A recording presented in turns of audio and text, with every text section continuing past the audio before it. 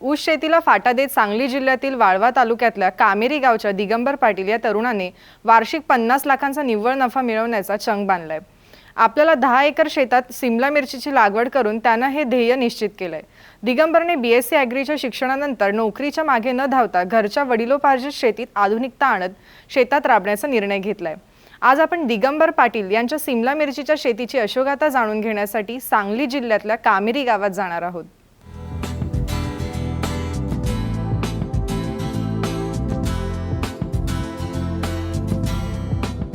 दिगंबरची वडिलोपार्जित 15 एकर शेती आहे। त्याचे वडील जोपर्यंत शेती करायचे तोपर्यंत पारंपरिक पद्धतीने ही शेती केली जायची। यामध्ये ऊस पीक हेच नगदी पीक म्हणून घेण्याचा दिगंबरच्या वडिलांचा भर असायचा। मात्र दिगंबरनं शिक्षण पूर्ण झाल्यानंतर शेतीत लक्ष घालायला सुरुवात केली आणि ऊस शेती परवडत नसल्याचं पाहून ऊस शेतीला हळूहळू रामराम केला। हे करताना प्रथम संपूर्ण शेती आधुनिक पद्धतीने करण्यासाठी ठिबक, मल्चिंग या गोष्टी करण्याचा निर्णय घेतला। सुरुवातीला खरबूज आणि कलिंगड यासारख्या पिकांचे प्रयोग दिगंबरनं केले।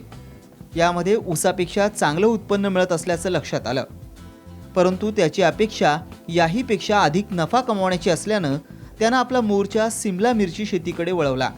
2012 साली 1 एकरावर सिमला मिरची करणाऱ्या दिगंबरनं आता तब्बल 10 एकर क्षेत्रावर सिमला मिरचीचं पीक घेतलंय। 2010 साली मी BSc agri Krishna college of agriculture Rethare Budruk या कॉलेजमधून पासआउट झालो। त्याच्यानंतर मला शेतीची आवड असल्यामुळे मी नोकरी न करता शेती करण्याचा निर्णय घेतला। आम्हाला वडिलोपार्जित 15 एकर जमीन आहे। त्या जमिनीमध्ये सुरुवातीला ऊसाचं सगळं पीक होतं, पण मी कॉलेज पूर्ण झाल्यानंतर सुरुवातीला हळूहळू बदल करायला सुरुवात केली। पहिल्यांदा सर्व क्षेत्र ठिबक खाली आणलं। त्याच्यानंतर भाजीपाला पिकामध्ये खरबूजाचं पीक सुरुवातीला 1 एकर क्षेत्रामध्ये केलं। त्याच्यानंतर मग कलिंगड, खरबूज अशा पद्धतीने पिकं घेण्यास सुरुवात केली। मल्चिंग पेपरचा वापर केला सर्व पद्धतीने आणि ॲडव्हान्स टेक्नॉलॉजीचा वापर केल्यामुळे ऊस शेतीपेक्षा भाजीपाला शेतीमध्ये चांगल्या पद्धतीने उत्पादन मिळालं। ढबू मिरचीचं क्षेत्र वाढवायला सुरुवात केली। 2012 साली 2 एकर क्षेत्रावरती ढबू मिरचीची लागवड केली। 2014 साली क्षेत्र वाढवून ते 3 एकरापर्यंत क्षेत्र वाढवलं। त्यानंतर 2015 साली यावर्षी 10 एकर क्षेत्रामध्ये ढबू मिरचीची लागण केली। त्यातलं सुरुवातीला 7 एकर क्षेत्रामध्ये 20 जून या तारखेला लागण केली। त्याच्यानंतर मग राहिलेले 3 एकर क्षेत्रामध्ये 27 जुलै या तारखेला ढबू मिरचीची लागण केली। पॉवर टिलरच्या सहाय्यानं 5.25 फुटावर बेड तयार करून घेतलेत। पूर्व मशागतीवेळी जमिनीत एकरी 10 ट्रॉली शेणखत देखील मिसळलं। बेसल डोसमध्ये एकरी 5 bag DAP, 3 bag muriate of potash, दुय्यम आणि सूक्ष्म अन्नद्रव्य तसंच दाणेदार कीटकनाशक यांचा समावेश करण्यात आला। बेड तयार झाल्यानंतर त्यावर ठिबक आणि मल्चिंग अंतरून 1.25 फूट अंतरावर झिगझॅग पद्धतीनं सिमला मिरचीच्या रोपांची लागवड केली। एकरी 14,000 रोपांची लागण करण्यात आली असून बेड भिजवून ही लागण केली। त्यानंतर 10 दिवस रोपांना पाणी न देता आळवण्यात देण्यात आल्या। 10 दिवसांनंतर पाणी देण्यास सुरुवात झाली। सुरुवातीला 4 दिवसातून एकदा अर्धा तास, नंतर रोपांची वाढ होत जाईल तसं पाण्याचं प्रमाण वाढवण्यात आलं। सुरुवातीला पूर्व मशागत जमिनीची सगळी करून घेतली। नांगरट, रोटर मारला, खुरटण केली। त्याच्यामध्ये पूर्व मशागत करताना जमिनीमध्ये एकरी 10 ट्रॉली शेणखत त्याचबरोबर एकरी 10 टन कंपोस्ट खत घालण्यात आलं। त्याच्यानंतर परत मग बेड तयार करण्यात आले। पॉवर टिलरच्या साहाय्याने 5.25 फूट अंतरावरती बेड तयार करण्यात आले। बेड तयार करताना त्याच्यामध्ये बेसल डोस 21, अंदाजे DAP 5, म्युरेट ऑफ पोटॅश एकरी साधारणपणे 3 पोती, त्याचबरोबर दुय्यम अन्न घटक, सूक्ष्म अन्नद्रव्य आणि दाणेदार कीटकनाशक हे बेसल डोसमध्ये देण्यात आले।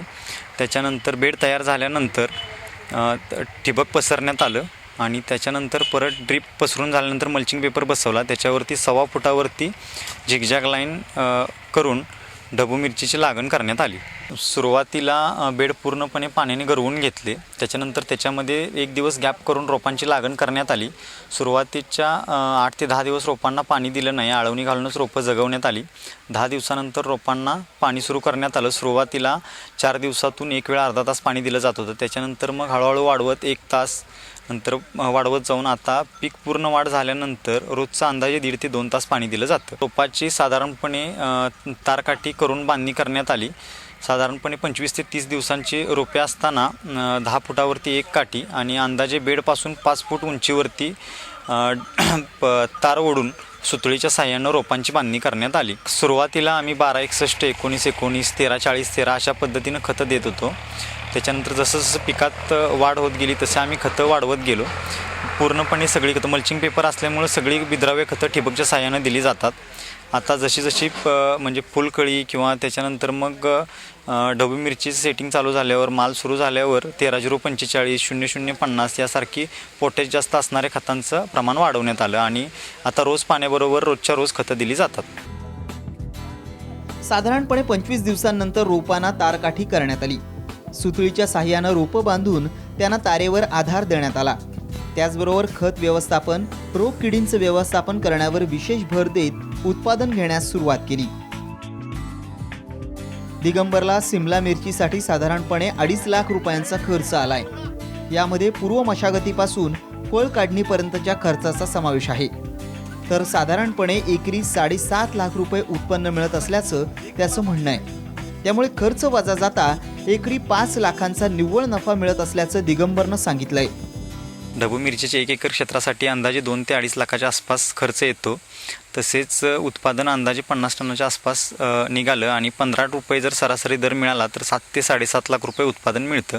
2 ते 2.5 लाख रुपये उत्पादन खर्च वजा जाता एकरी साधारणपणे 4 ते 5 लाख रुपये शिल्लक राहतात. आत्ता माझ्या टोटल 10 एकर क्षेत्रासाठी आत्तापर्यंत 25 लाखाच्या आसपास खर्च आला. माझा आत्तापर्यंत 125 टनाच्या आसपास माल मार्केटला गेलेला आहे. त्याच्यातून अंदाजे 11 लाखाच्या आसपास उत्पादन मिळालेलं आहे. इथून पुढं साधारणपणे 400 टन माल निघण्याची अपेक्षा आहे आणि सरासरी 15 रुपये दर मिळण्याची अपेक्षा आहे. म्हणजे अजून एक 60 लाखाच्या आसपास उत्पादन मिळण्याची अपेक्षा आहे. पहिल्या तोड्याला 18 रुपये दर मिळाला, पण तिथून पुढं थोडासा मार्केट रेट कमी आला. तो 8 रुपयेपर्यंत खाली आला होता, 8-6 रुपयापर्यंत खाली आला होता. पण त्याच्यानंतर परत आणि मार्केट रेट सुधारून आता 20-22 रुपयाच्या आसपास दर आहे. सध्या दिगंबरनं आपल्यासारख्याच 25 तरुणांचा ग्रुप तयार केलाय. हे सर्वजण आपापल्या शेतीत जमेल तसं सिमला मिरचीचं पीक घेत आहेत. ग्रुपनं सिमला मिरचीची शेती करत असल्यानं मार्केटमध्ये गरजेनुसार माल पाठवणं त्यांना शक्य होत आहे. त्याचबरोबर एकमेकांना आलेल्या अडचणींवर मात करता येते.